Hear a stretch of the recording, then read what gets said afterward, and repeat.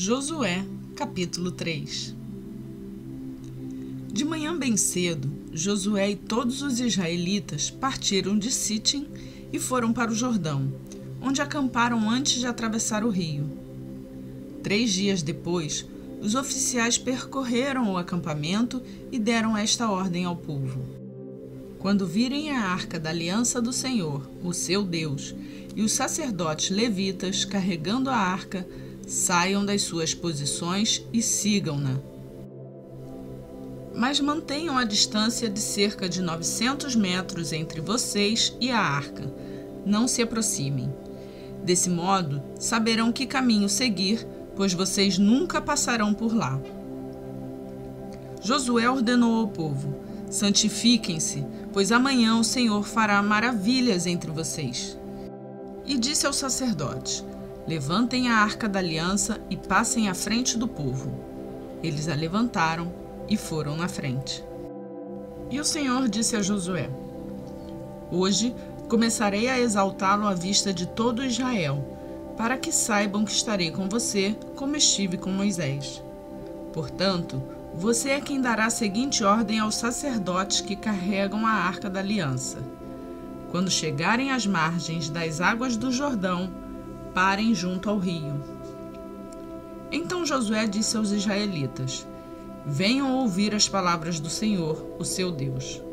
Assim saberão que o Deus vivo está no meio de vocês e que certamente expulsará de diante de vocês os cananeus, os hititas, os heveus, os ferezeus, os girgazeus, os amorreus e os jebuseus.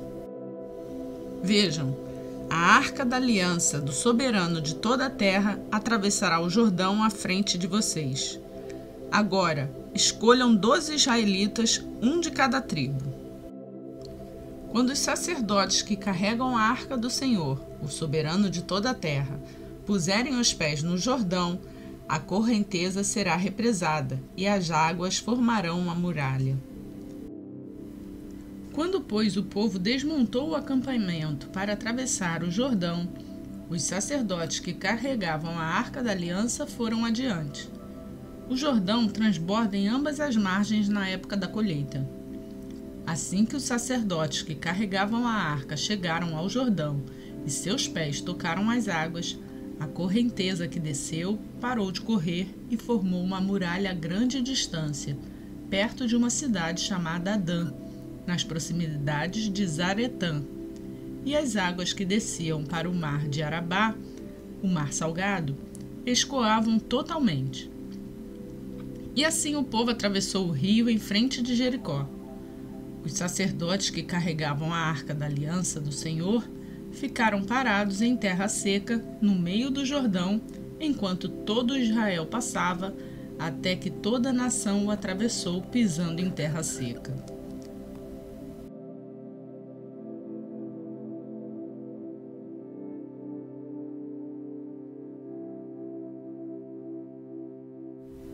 Josué, capítulo 4.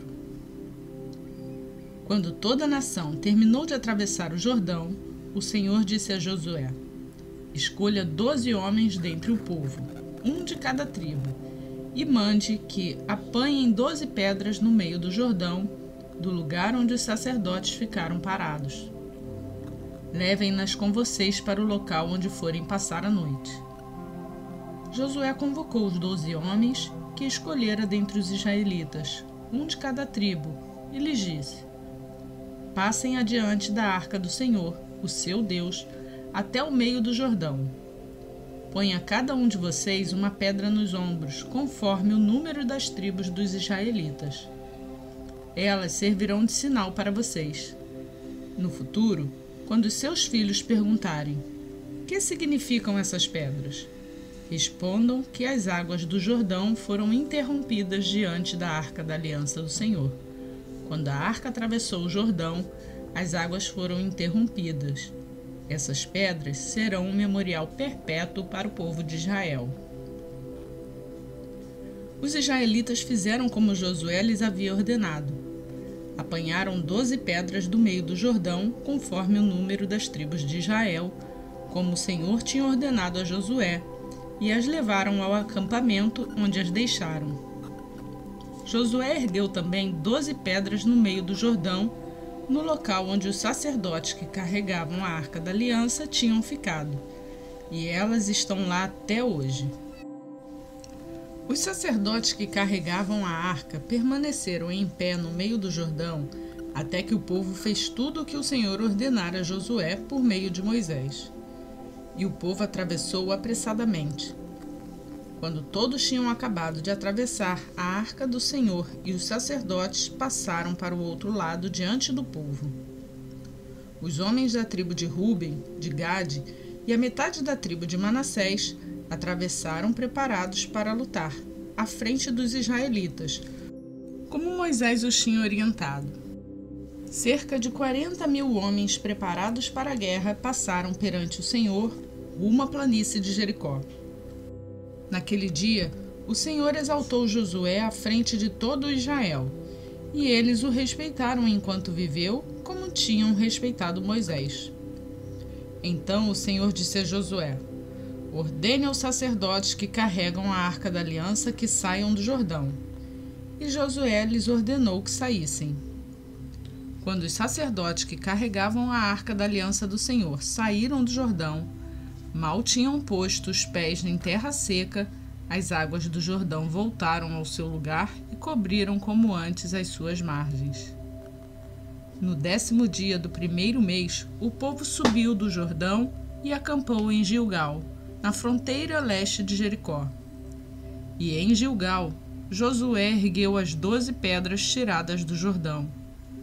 Disse ele aos israelitas: no futuro, quando os filhos perguntarem aos seus pais: que significam essas pedras? Expliquem a eles: aqui Israel atravessou o Jordão em terra seca, pois o Senhor, o seu Deus, secou o Jordão perante vocês até que o tivessem atravessado. O Senhor, o seu Deus, fez com o Jordão como fizera com o Mar Vermelho, quando o secou diante de nós até que o tivéssemos atravessado. Ele assim fez para que todos os povos da terra saibam que a mão do Senhor é poderosa e para que vocês sempre temam o Senhor, o seu Deus.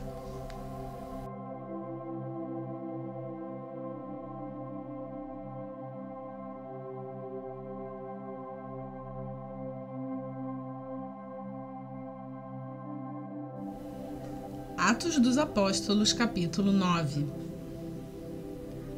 Enquanto isso, Saulo ainda respirava ameaças de morte contra os discípulos do Senhor. Dirigindo-se ao sumo sacerdote, pediu-lhe cartas para as sinagogas de Damasco, de maneira que, caso encontrasse ali homens ou mulheres que pertencessem ao caminho, pudesse levá-los presos para Jerusalém.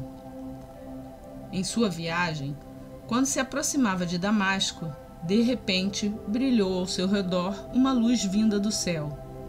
Ele caiu por terra e ouviu uma voz que lhe dizia: Saulo, Saulo, por que você me persegue?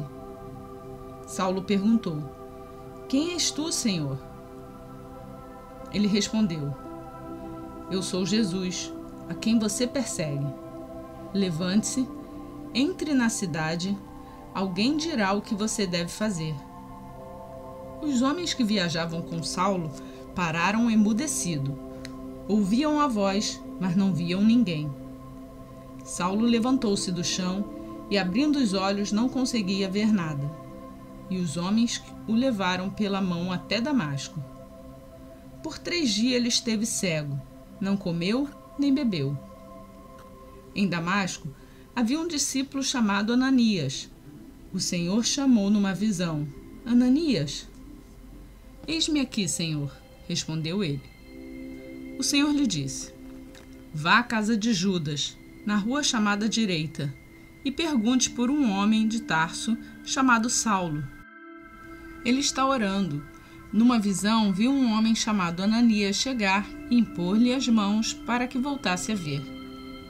Respondeu Ananias: Senhor, tenho ouvido muita coisa a respeito desse homem e de todo o mal que ele tem feito aos teus santos em Jerusalém. Ele chegou aqui com a autorização dos chefes dos sacerdotes para prender todos os que invocam o teu nome. Mas o Senhor disse a Ananias: Vá, este homem é meu instrumento escolhido para levar o meu nome perante os gentios e seus reis, e perante o povo de Israel. Mostrarei a ele quanto deve sofrer pelo meu nome. Então Ananias foi, entrou na casa, pôs as mãos sobre Saulo e disse: Irmão Saulo, o Senhor Jesus, que apareceu no caminho por onde você vinha, enviou-me para que você volte a ver e seja cheio do Espírito Santo. Imediatamente, algo como escamas caiu dos olhos de Saulo, e ele passou a ver novamente. Levantando-se, foi batizado e, depois de comer, recuperou as forças. Saulo passou vários dias com os discípulos em Damasco. Logo começou a pregar nas sinagogas que Jesus é o Filho de Deus. Todos os que o ouviam ficavam perplexos e perguntavam: Não é ele o homem que procurava destruir em Jerusalém aqueles que invocavam este nome? E não veio para cá justamente para levá-los presos aos chefes dos sacerdotes? Todavia, Saulo se fortalecia cada vez mais e confundia os judeus que viviam em Damasco, demonstrando que Jesus é o Cristo. Decorridos muitos dias, os judeus decidiram de comum acordo matá-lo, mas Saulo ficou sabendo do plano deles. Dia e noite, eles vigiavam as portas da cidade a fim de matá-lo. Mas os seus discípulos o levaram de noite e o fizeram descer num cesto, através de uma abertura na muralha. Quando chegou a Jerusalém, tentou reunir-se aos discípulos, mas todos estavam com medo dele, não acreditando que fosse realmente um discípulo. Então Barnabé o levou aos apóstolos e lhes contou como, no caminho, Saulo vira o Senhor que lhe falara, e como em Damasco ele havia pregado corajosamente em nome de Jesus. Assim Saulo ficou com eles e andava com liberdade em Jerusalém, pregando corajosamente em nome do Senhor. Falava e discutia com os judeus de fala grega, mas estes tentavam matá-lo. Sabendo disso, os irmãos o levaram para Cesareia e o enviaram para Tarso. A igreja passava por um período de paz em toda a Judéia, Galiléia e Samaria. Ela se edificava e, encorajada pelo Espírito Santo, crescia em número, vivendo no temor do Senhor. Viajando por toda parte, Pedro foi visitar os santos que viviam em Lida. Ali encontrou um paralítico chamado Enéas, que estava acamado fazia 8 anos. Disse-lhe Pedro: Enéas, Jesus Cristo vai curá-lo. Levante-se e arrume a sua cama. Ele se levantou imediatamente. Todos os que viviam em Lida e Sarona o viram e se converteram ao Senhor. Em Jope havia uma discípula chamada Tabita, que em grego é Dorcas, que se dedicava a praticar boas obras e dar esmolas. Naqueles dias ela ficou doente e morreu, e seu corpo foi lavado e colocado num quarto de andar superior. Lida ficava perto de Jope, e quando os discípulos ouviram falar que Pedro estava em Lida, mandaram-lhe 2 homens dizer-lhe: Não se demore em vir até nós. Pedro foi com eles, e quando chegou, foi levado para o quarto do andar superior. Todas as viúvas o rodearam, chorando e mostrando-lhe os vestidos e as outras roupas que Dorcas tinha feito quando ainda estava com elas. Pedro mandou que todos saíssem do quarto. Depois, ajoelhou-se e orou. Voltando-se para a mulher morta, disse: Tabita, levante-se. Ela abriu os olhos e, vendo Pedro, sentou-se. Tomando-a pela mão, ajudou-a a pôr-se em pé. Então, chamando os santos e as viúvas, apresentou-a viva. Este fato se tornou conhecido em toda a cidade de Jope, e muitos creram no Senhor. Pedro ficou em Jope durante algum tempo com um curtidor de couro chamado Simão.